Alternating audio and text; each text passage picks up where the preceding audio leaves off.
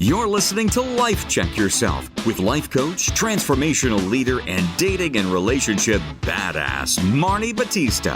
Every week, you'll get the raw truth from top experts and real people on the important life and love issues you want to know about. So if you're ready to life check yourself in your relationships, your career, and the areas of your life that matter most to you, and you're not afraid to be called out on your stuff, then you're ready for what's next. Life Check Yourself with Michael Kaye. Top insider secrets from OkCupid Exec on how to work the system and win. Welcome, ladies and the random dudes who are here because you're smart. I'm super excited today because I have a very special guest. I have Michael Kaye. He is the head of global communications at OkCupid. So for all of you who are like, wherever I live, online dating sucks, he's probably going to tell you that's a big fat lie. OkCupid, if you don't know, and you've been under a rock, welcome back. OkCupid is one of the world's largest dating apps, and he leads PR programming in the United States and for countries across Europe, the Middle East, Oceania. Did I say that right, Michael? Yes, you're rocking it. Oceania. I don't even know where that is. Pardon my geography ignorance. You can tell me in a minute. Before that, he was the product communications manager at LinkedIn. And before that, he was the senior global communications manager at OkCupid. So he did a little boomerang back. I can't wait to hear all the stories. He also has been in ABC News, Ad Age, Business Insider, Bustle, CBS, CNN, Cosmo, Elite Daily, Forbes, Good Morning, America, New York Times. I mean, he's won industry awards. He's just a baller, basically, besides OkCupid, just in life. So welcome. And he's in a relationship, so you can't have him. Welcome. People are like, is he single? Welcome. I'm so happy to have you. Thank you for having me. I'm so excited to be here. So, I mean, I just kind of want to know about you for a second. Like, you are like the connections on apps guy. Like, what has been your passion between LinkedIn and OkCupid? Why is this platform of connecting your passion, your gift? Yeah, well, first of all, my first experience with dating apps was actually as a user. I was in the closet during college, and when I graduated, I didn't know how to go about finding other gay men in my area. And for me, the safest and most discreet way, since I was still in the closet, was dating apps. So I tried a couple, and that was my experience with online dating. I am actually still dating the person I met online 8.5 years later. And then once someone slid into my DMs from OkCupid and asked if I'd be interested in interviewing at the company. When I started doing some research and hearing all about their commitment to inclusivity, all the different features that have been rolled out for LGBTQ plus people over the years, their different partnerships with Planned Parenthood and the ACLU, I just fell totally in love with the company. And, I'm still here 3 years later. So it's truly a wonderful place. And given everything we've gone through for the past few years, they've been a lot of heavy stuff happening in the world. So being able to work somewhere where we are finding love for people all around the world has been really fun and lighthearted. And it's kind of a break and escape from reality. I want to talk about that for a second. First of all, I just love that you're a user. I dated online. And when I was doing it, like the before, like I teach my clients not to do it, I would log on and I would be like, oh God, you again. And then I'd be like, oh God, it's me again. I'm still here, right? Like I didn't have that right attitude and energy about it. And so I want to talk about like what makes it work. But what I want to just really find out more from you is like, let's just talk about the pandemic, because I think that it created a lot of space for the limiting beliefs and the branding about like, only losers would be so desperate to go online to find a partner. I feel like the pandemic just made it like just so more mainstream for all sorts of people everywhere. Like, what was your all experience at OkCupid? Yeah, well, first of all, I think there's been a big shift in perception around Yeah. dating. When I first was online dating, this was back in summer of 2014, and I had just heard about Tinder for the first time. And I remember thinking, this is such a creepy concept. You're going out Right. up with a stranger that you met through an app. And it's funny because, almost 10 years later, 8, 9 years later, I hear from friends who are like, oh my God, it was so creepy. This guy came up to me in the bar. So Yeah, there's been a huge so shift true. in how, people are viewing online dating. But what we know is that it works. So at OkCupid, I work really closely with data scientists and behavioral psychologists, dating coaches, sociologists. And what we're hearing again and again is that dating apps work because people used to meet at places like church or temple, but young people really aren't going to these types of gathering places anymore. I mean, if you look at our app specifically, which we have thousands of in-app questions. So if you ever hear me talk about data, that's where it's coming from. And about 3 million people on our app said they're here because they know a married couple who met online. That's amazing. And when I was doing research at the beginning of the pandemic, I also was seeing some data that was put out by OkCupid. And it was to the extent of like more than ever, people are going online to actually find serious relationships. Like the pandemic taught people like what's really important, and that now people are actually using dating apps like OkCupid in a serious way. It's not just like, oh, I want to hook up or I'm looking for fun. It's like, I'm ready to meet a partner. What did you guys discover? Is that sort of continued? Yeah, the pandemic has been a really interesting time for us. And especially in 2020, we got a lot of questions. What is happening on your apps? Are people not dating anymore because we can't meet up? But what we actually saw was that there was a skyrocket in activity and engagement on our app. Everyone was home. They felt isolated. They wanted that connection. And what's great about OkCupid is that we tend to bring in higher intent daters.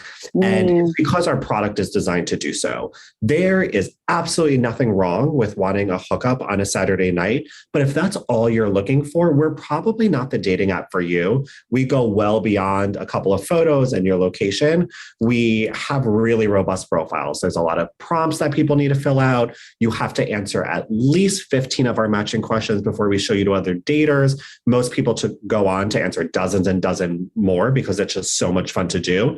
And the more questions you answer, the more compatible the matches that we show you are really going to be.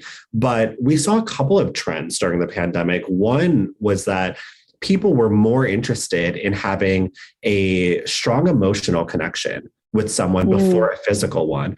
They went through a lot. I mean, if you look at the United States alone, we went through a global pandemic.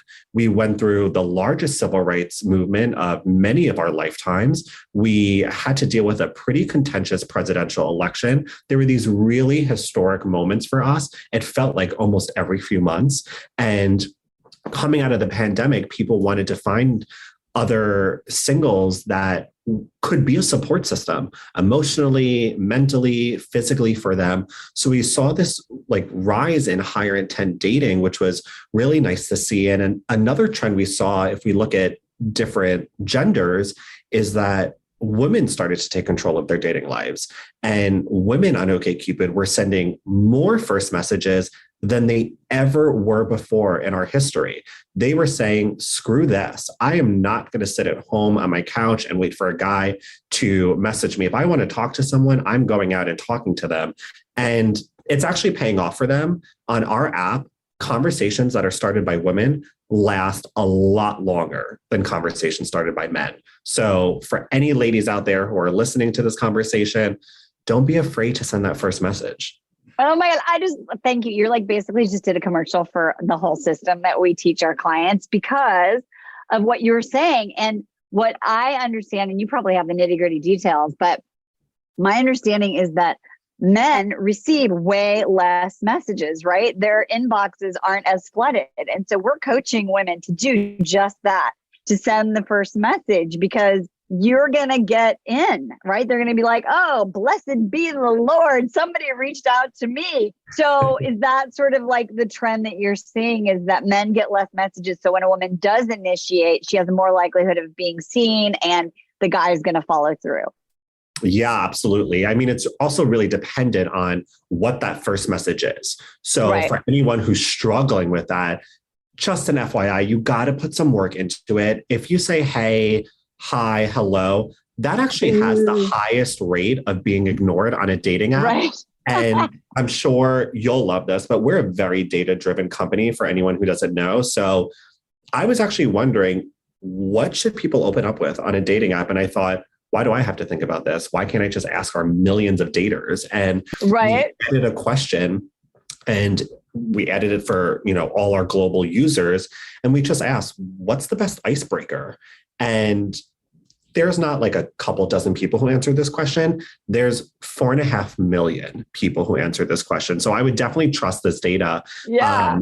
But 30% of those people said, just open with a simple introduction, telling me a little bit about who you are so I can get to know you. Another 30% liked when someone opened up with a question.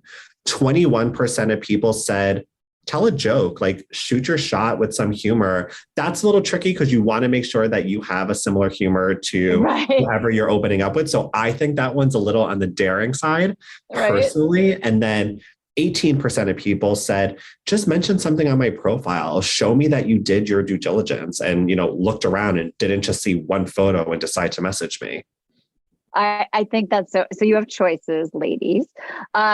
Right. And it's sincerity. That's the theme of all those options that you gave, is like being sincere, showing who you are, and being courageous, right? And just putting yourself out there. I think that people think shoot your shot is like this hip thing that young people do that is fraught with like fear and possibility of rejection. But when I think of shoot your shot, I think it's about put yourself out there. Like, how can you be open and confident and know that if they answer, amazing. And if they don't, it just means that there's millions of people else that you can reach out to, right? Yes, absolutely. There's a ton of options out there.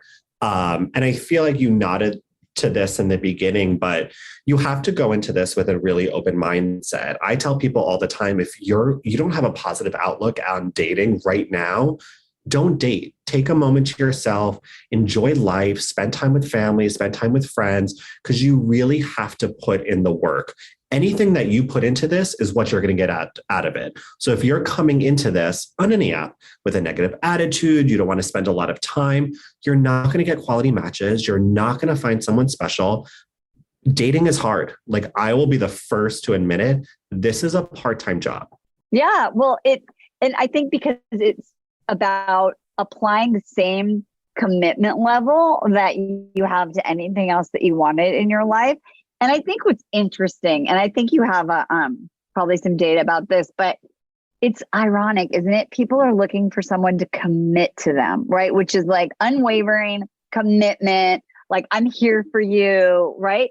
And then they don't want to make a commitment to dating or dating online, right? Like they almost have a little shame, like, well, if I think I'm taking it seriously and people know that, that means something's wrong with me. I don't even know. But what happens when someone's committed? Like, I'd love to know, like, what do you see, like, in terms of like people sending messages consistently, being on the app on a consistent period of time, like follow through, like how many hours a week? Like, does it hold true that the more intention or commitment you have, like the more likely you are to get off the app?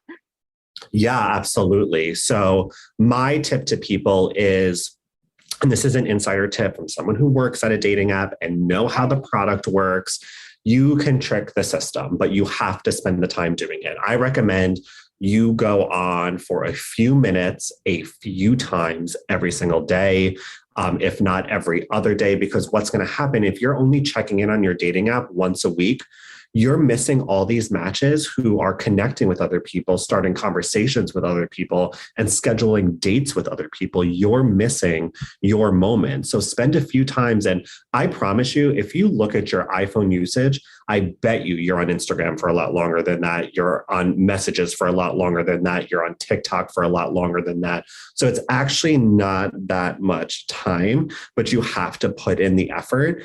And one tip I give is that you need to change something on your profile every few weeks. That does not mean you need to create a brand new profile, but change one or two photos. Add something to one of your prompts. What's going to happen is the app is going to see all this activity happening on your profile, and it actually gets confused and it thinks you're a new user. And it's going to start showing you to more and more people. So you'll basically be getting fresh batches of people. So I recommend you make these minor tweaks and changes every few weeks. And also, in addition to going on multiple times throughout the week, make sure that you're definitely logging in every single Sunday. That's the busiest day for dating every week. So not just OkCupid, that's the busiest day for Hinge, for Tinder, and it's the day you're more likely to get a match or message. So if you're going to invest more time on any day, make sure it's a Sunday. So first of all, basically you described muscle confusion, right? You work out, you have to change it up every few weeks. You can't just do like the same workout routine every single day. You have to confuse your muscles so that they grow and they respond. And this is really interesting because I tell this to our clients all the time, and you just basically described it.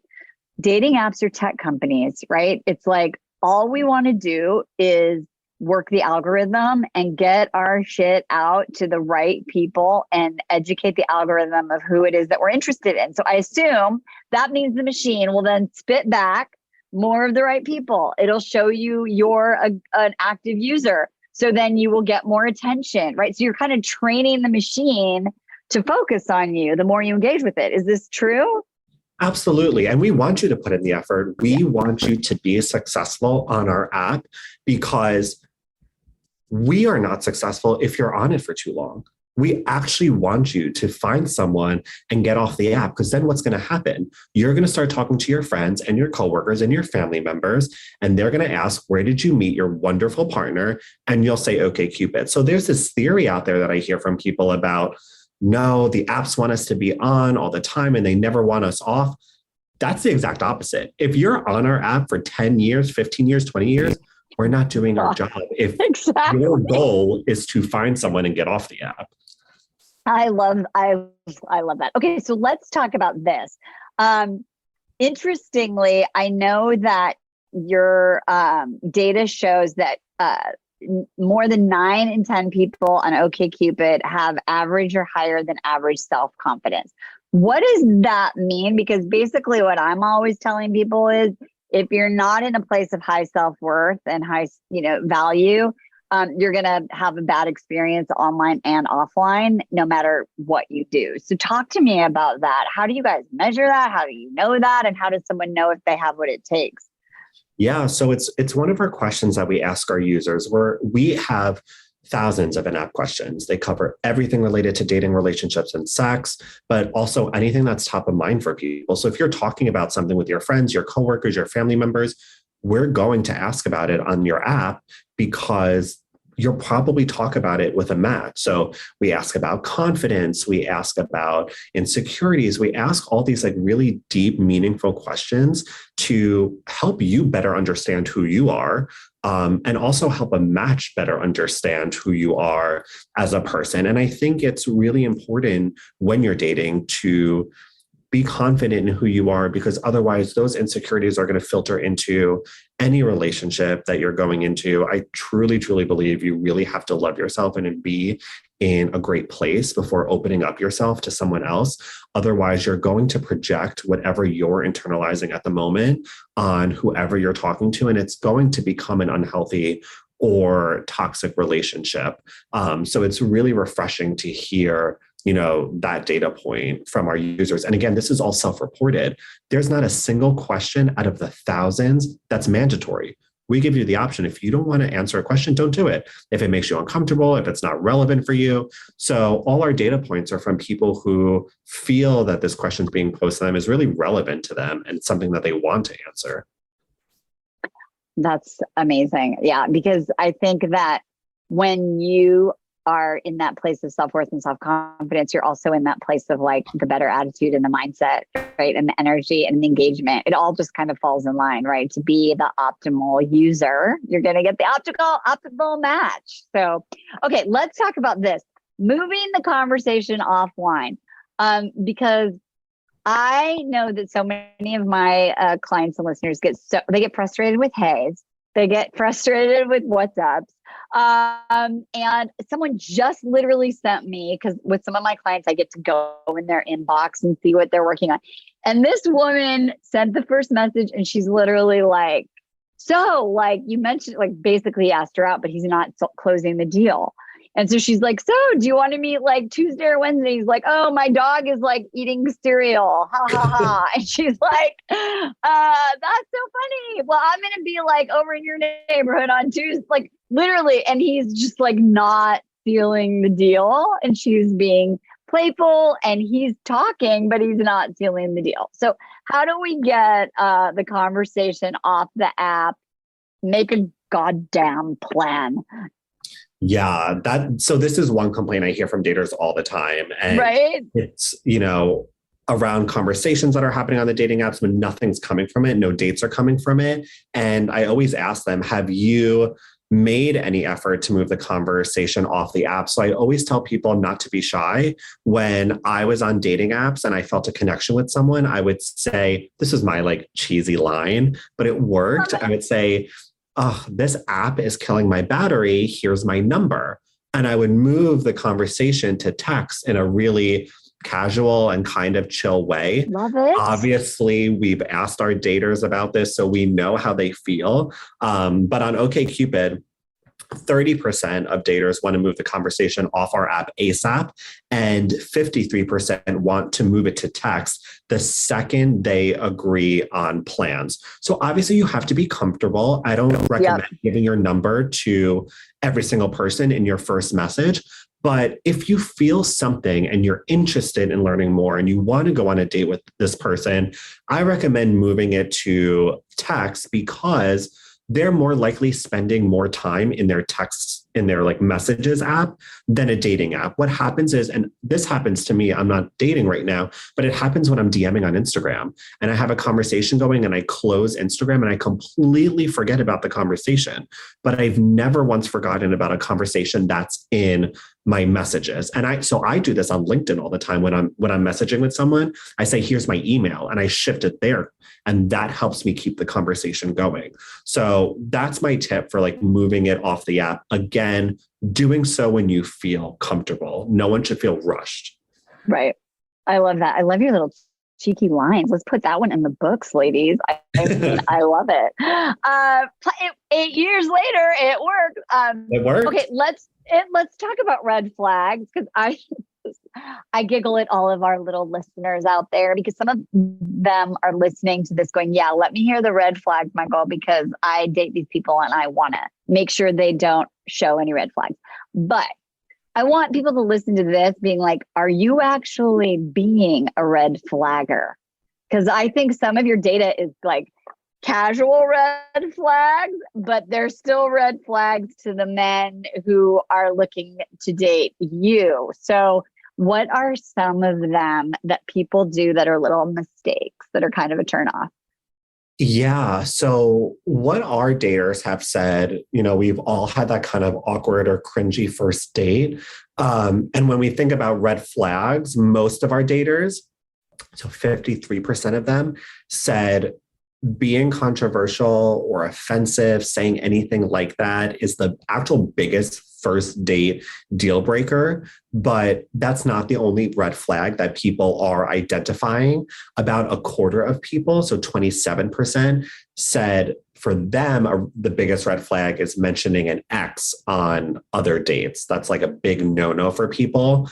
And 20% of people don't really like it when you start to get too drunk on a first date. So maybe monitor what we're drinking, make sure there's food involved, or better yet, opt for a sober date, like a coffee date or walk in the park, because it's a big turnoff if you're sloppy on a first date. And I know we all get nervous, No, it's so true though, because one glass of wine turns into two. And then depending on who you are, you're just not your best self. And so I think that's really amazing. And then also talking about your exes, I think, so here's how I see this happening. People have a conversation like, so how long have you been on this app? Or how long have you been dating, which is like not a sexy conversation.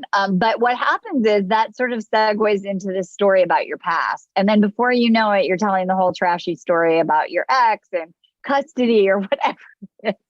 Which when I was dating, I was like, check, please. So I just think it's really important for our listeners to make sure that you are also not being red flaggy, because girls do it too.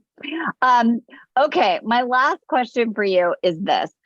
If you were going to give your favorite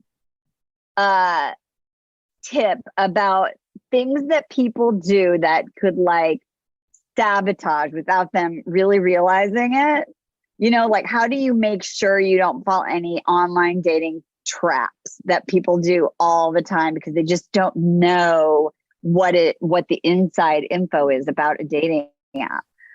Yeah, I love this question. I would say, because I'm always, besides working at OkCupid, I'm always helping my friends with swiping on the apps and filling out their profiles. And the biggest turnoff I see from people is when they write in their bio, swipe left if.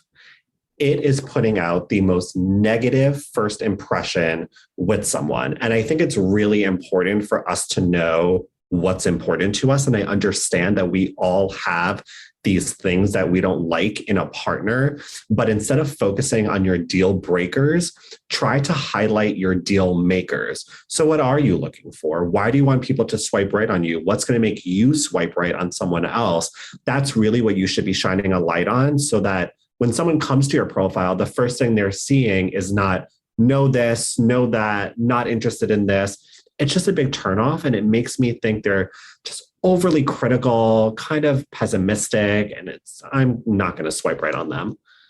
For sure. It's funny because the way we say it on our campus is don't create your profile from a place of fear, create it from a place of opportunity. And I know that everyone has had a bunch of douchebaggy people in their life. And so they're like, if you don't have a job, swipe left. If you're blah, blah, blah. And they think it's not a big deal, that they're just being clear. But when I interview men, and they're just when they see that stuff, they are basically, you just described to me your last relationship. Sounds awful. Don't want to date you.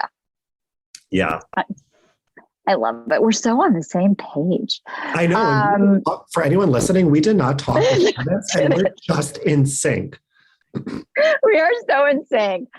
Because the truth is and this is what I really want, the main theme of this is, I think people go online. They go online with this attitude of I'm probably better than everyone else on here. I'm going to do you a favor by putting myself on here and liking you and answering you and swiping on you. And I think that leaks out, right? And it comes across in the profile, the way you message people, the way you ignore people, the way you your dating app etiquette. And it's really that energy we talked about at the beginning that's going to work. So just the name of the podcast is Life Check Yourself. Do it. Okay, I have to ask you one more question while I have you, because you're the expert. So here's another thing that I see people doing. They go online and then they get a lot of action. They get overwhelmed, and then they just don't respond. They're like, nah, I don't know what to say. I have too many messages. And then they do nothing. Right. And then they're like, ugh, I can't meet anyone. Do you have any advice for like how to chunk it down, or what happens when you let messages go? Like put the fear of God in them. If you just don't answer people that are interested, what happens? What should we do about this problem out there? Yeah, I mean, it's totally up to you. But if you're getting all these messages and you know personally that you just don't have the bandwidth to respond to them, at least check out their profiles.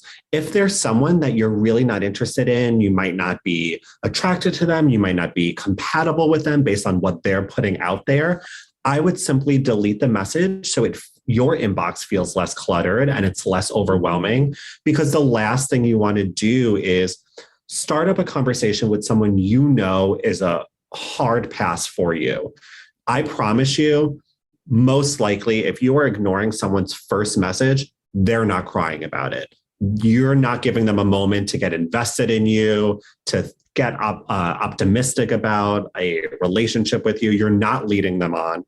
So I'm not recommending like ghosting someone because you're not actually starting a conversation with them, but calm down, like those conversations and engage with the people that you are interested in. I doubt out of all the messages you get, you're going to want a first date with every single person.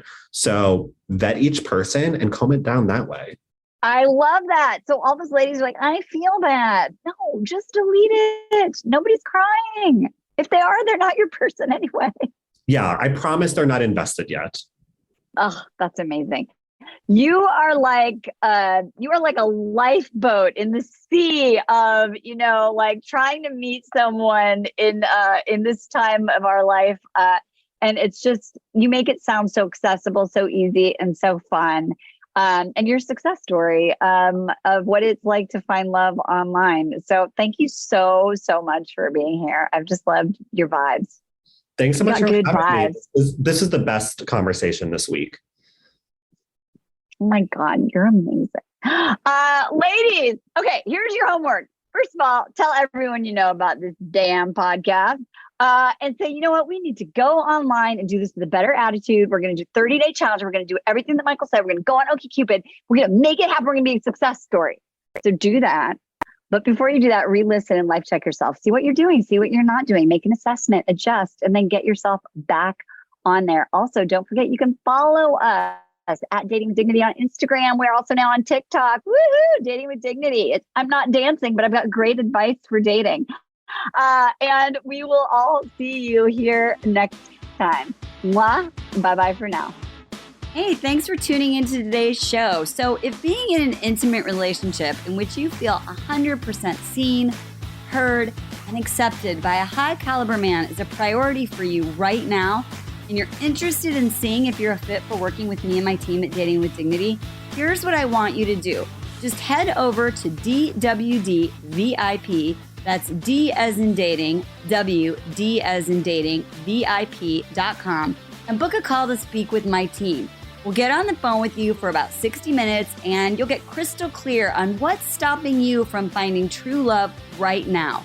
We'll also take a look at what you want to create, what you want your whole life to look like when you're able to finally be fully expressed as a woman in a healthy relationship with an incredible guy. And if we can help you get from where you are right now to where you want to be, we will show you the fastest path possible that makes sense for you to do that. We help smart, successful women all over the world solve this one missing piece in their life so they can finally have it all. So to see if we can help you do the same thing, head over to DWDVIP.com. I'm Marni Batista, and let's talk soon.